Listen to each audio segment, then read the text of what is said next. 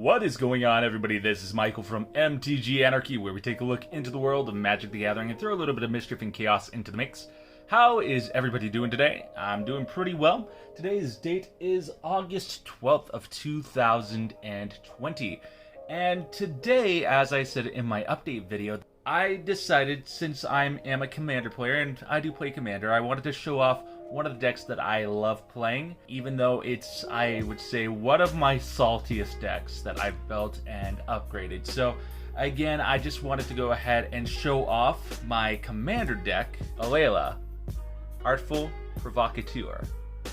But before we actually get into showing off this salty version of my favorite deck, if you haven't done so, or this is your first time on the channel, I would appreciate it if you could go ahead and subscribe and hit the bell notification so you can keep up to date with any new videos that do come out here on the channel of MTG Anarchy.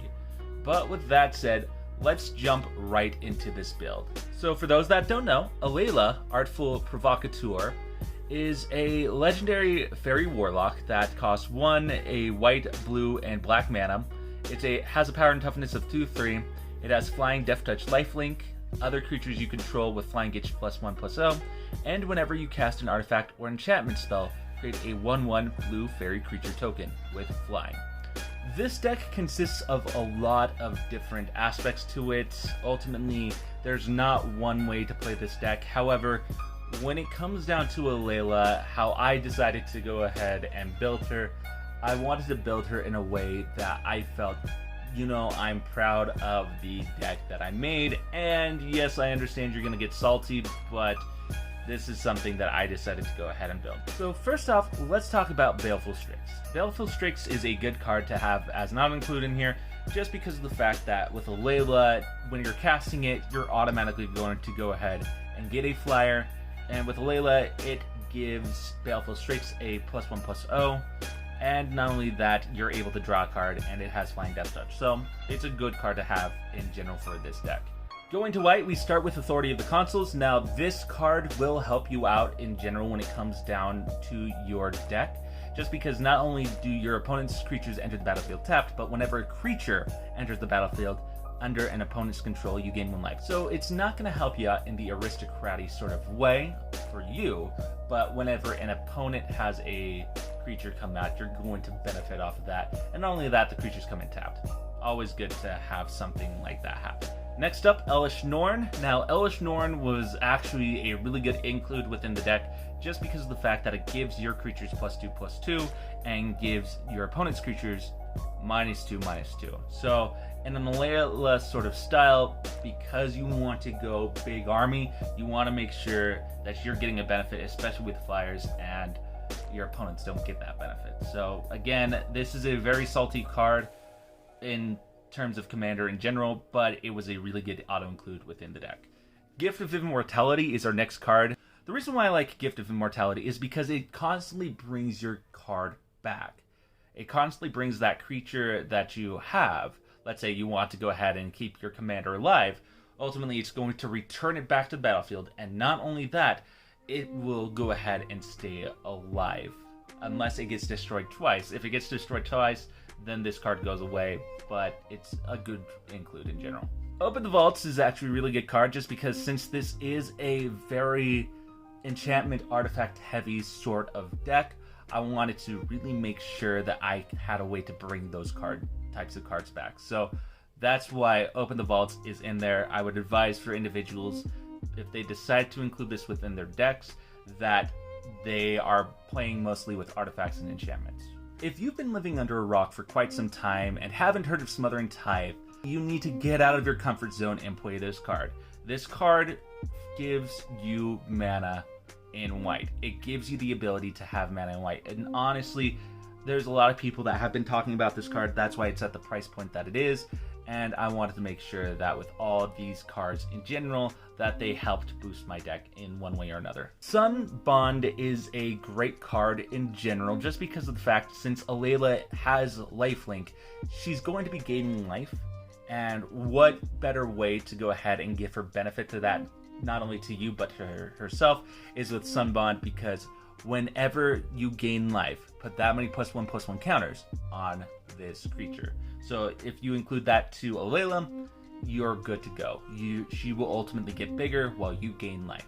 Teferi's Protection was an interesting choice for this one, just because of the fact that not only is it just a really good card in general, but it also gives Alela protection, especially not only her protection, but everything else on your board. You can't get affected. And I felt that with Alela, it was a good auto-include for the deck. So again, Teferi's Protection, wonderful card in general if you're playing white, and it helps you out more than your opponents. Moving on to black, let's start with Black Market. Now, there is going to be a lot of creature destruction in general when playing against this deck or with this deck, so why not give yourself that benefit by playing a Black Market, giving yourself the ability to gain mana off of that sort of situation. So again, Black Market, very good to include in general. Even though it's a 5-drop, honestly, I would say it's worth it in general to play it in any sort of black deck, especially with creature destruction. Bolas's Citadel was a really good include for this deck, I believe, just because of the fact that I can go ahead and play stuff off the top of my library. Ultimately, I'm able to do damage if I have 10 permanents, which is pretty easy to do with Alela in general, and it is very beneficial to you to be able to use your life in a way that's not just for yourself, but also for your deck. So, Bolas's Citadel, very great include. If you don't have this in any sort of black deck, I would suggest putting it in there. Demonic Tutor in itself is a really good tutor in general. That's why it's had the price that it's had, and that sort of fun thing. But the reason why this is the only tutor within the deck, which again, yes, this is the only tutor I put into the deck, is because we're using other cards to play off the top of our library. Yes, this can get you the win con, and I felt like having one tutor in here would be helpful in general, so I decided to put Demonic Tutor in here just to go ahead and get that card that I need to win the game. Leyline of the Void is a very interesting card in general, and it goes within the direction of how I wanted the deck to really work. Basically, instead of individuals putting their cards to their graveyard, I wanted them to put their cards into exile, my opponents. And ultimately, for individuals that are looking to go ahead and make sure that graveyard hate is gone and everything like that, this is a proper way to do it, because you are exiling the cards. You're not putting them in the graveyard, you're just exiling them out, straight out. So again, great card. I felt it went along with how I wanted this deck to go. Torment of Hailfire was another card that can be your win con. Basically, if you have more than enough mana, you can just go ahead and cast this card, and you pretty much win the game from there, as long as you have a lot of mana, which that can actually happen within this deck. So it was just a really great choice to include Torment of Hailfire within this deck. Underworld Dreams was a really interesting card to put into this deck, because not only does it penalize your opponents for drawing cards, you're not getting injured in the way. And it's an enchantment in general, so ultimately it benefits you with Alela by when you cast this when Alela's out, you're going to get a flying creature out of it. A flying 1/1 fairy out of it, and it's just a good card to auto-include within this deck. Moving on, the next color we're going to be focusing on is blue, and what's not a better thing to include if not counterspells? Now, of course, we have Didn't Say Please, Cryptic Command, Narset's Reversal, Rewind, and Thought Collapse. Cryptic Command was a good include in general, just because of the fact you're doing two things over one. Yes, you're paying for it, but you're getting two spells out of it, so it's helpful, and a lot of blue decks usually have this sort of ability. Narset's Reversal is a great way for you to be protected from a couple different things that are coming at you, especially when it comes to spells or sorceries, like, for example, Cyclonic Rift. If a Cyclonic Rift is against you overloaded, you can pretty much go ahead and copy that target spell, bounce it back into your opponent's hand. Yes, it may go ahead and affect you next turn, but you could win by your next turn. So that's something to go ahead and keep in mind on this one. Rewind's just great just because it's a free spell. It allows you to not only counter a spell, you can untap up to 4 different lands, and they don't have to be basic. So this does help in those sorts of regards. Now, Thought Collapse and Didn't Say Please are both cards that I want this deck to actually do, which in this situation, for Alela, my sub-archetype theme is Mill. I want to mill my opponents out. And not only does this allow me to go ahead and counter a spell, but it also allows me to mill my opponents.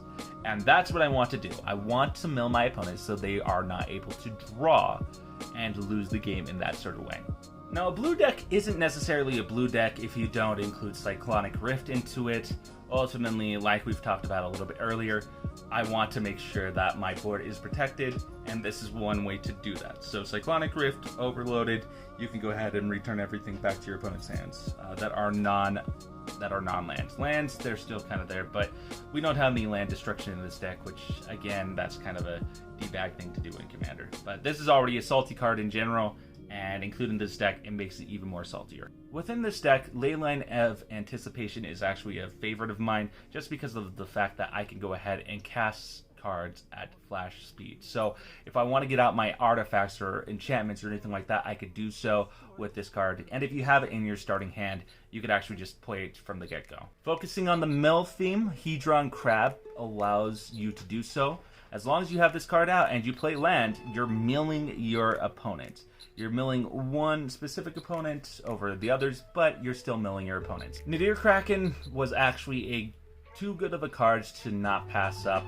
Basically, with it, whenever you draw a card, you may pay one. If you do, you put a +1/+1 counter on it, and you create a 1/1 blue tentacle creature token.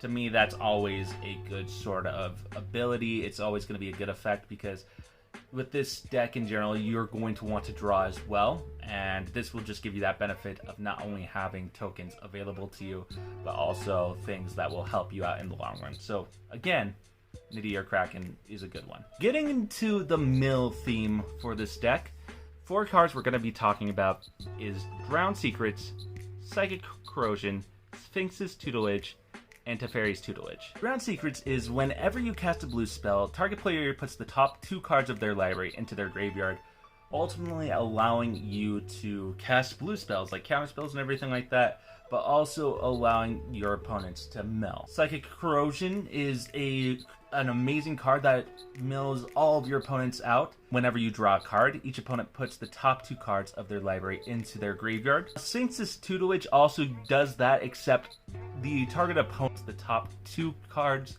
of his or her library into his or her graveyard. If they're both non-land cards that share a color, repeat this process. So basically it gets you to mill your opponents out even faster in general, which is always a good thing to have. Plus it gives you the ability to go ahead and draw and discard a card. So always good to have there. When we talk about Teferi's Tutelage, we also have to bring in Teferi's Ageless Insight, because when it comes down to both these cards, these are a great combination. First off, talking about Teferi's Tutelage, whenever it enters the battlefield, you draw a card, then discard a card. And whenever you draw a card, target opponent mills 2 cards. And then with Teferi's Ageless Insight, if you would draw a card, except the first one you draw in each of your draw steps, draw 2 cards instead. Basically, you are making sure you're able to draw a lot of cards in general and making your opponents mill. And this is a really great way to do just that. Rhystic Study, if you have not played against this card, I don't know what rock you've been living under, but basically with Rhystic Study, whenever an opponent plays a spell, you may draw a card unless that player pays 1. And since you're wanting to draw a card in general to mill, that is where this deck shines. So again, you want to draw, you want to mill your opponents out, and this is one way to do it. Folio Fancies is my top pick of the deck because it does exactly what I wanted to do.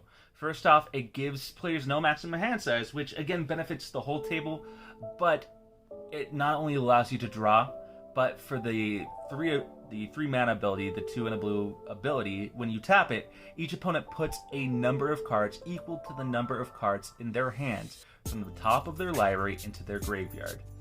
This is just too good of a card. It's too good of an opportunity to pass up, and honestly, I wanted to make sure that I could mill my opponents out, and this was one of the ways to do so. Next up, we're going to bring in the artifacts that help us get to our win cons. So cards like Arcane Signet, which adds 1 mana of any color in your commander's color identity, always good to have in the deck. Basalt Monolith, Yes, even though you have to pay 3 to untap it, there's another way around it, which I will talk about later. This is just a good mana stone to go ahead and bring in. Chromatic Lantern is always a good card just because of the fact that not only can you affect your non-basic lands, but also your regular basic lands, and you can get mana of any color, which is what you want to do for this deck. Cold Steel Heart was another mana rock in general that I want to auto-include in here, just because of the fact that I can just tap any one mana color that I need. It does help in general, so I feel that this is just a good card to have. Darksteel Ingot was actually a great card to have in general, a great mana rock, just because not only are you going ahead and tapping for 1 mana of any color, this card is indestructible, so it helps get around card destruction in general, or artifact destruction or anything like that. Everflowing Chalice actually is one of my favorite mana rocks in general, just because of the fact that if you pay enough mana, you can get more mana out of it. And honestly, I feel that this card should see a lot more play in a lot more different decks, but it's a great way to go ahead and get you more mana that you need.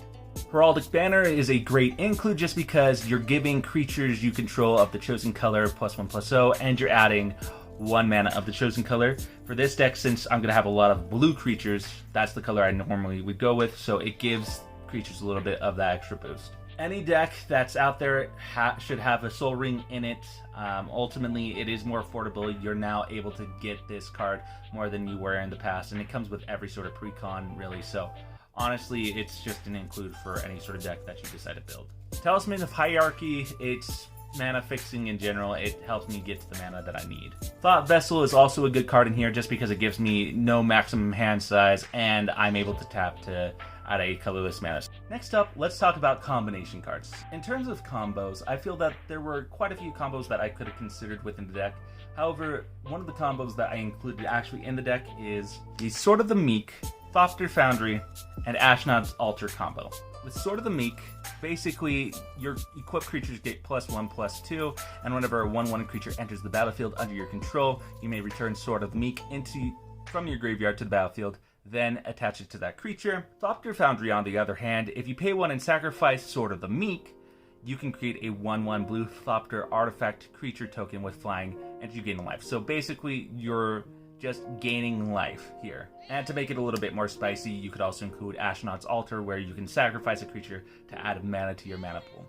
The next combination that I do want to go ahead and talk about is the Isochron Scepter Dramatic Reversal combo. Basically, you're going to want to go ahead and use this multiple times throughout the game so you can get not only that infinite mana, but also being able to use your cards effectively. And this is one of the ways to do it. I would suggest if you're playing with any sort of blue decks, then this is the combination that you need to auto-include.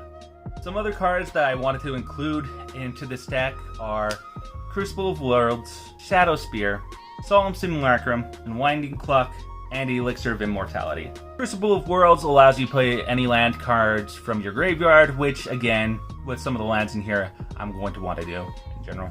Shadow Spear is actually a really good card just because of the fact it removes hexproof and indestructible from your opponent's creatures. Solemn Simulacrum, or Sad Robot as I like to call him, basically he not only gets you basic land cards, he also allows you to draw a card when he dies. And with Alela, you're going to go ahead and get a little bit more out of the benefit because you're getting a 1/1 flyer out of it. Unwinding Clock allows you to untap all of your artifacts on each other player's end step.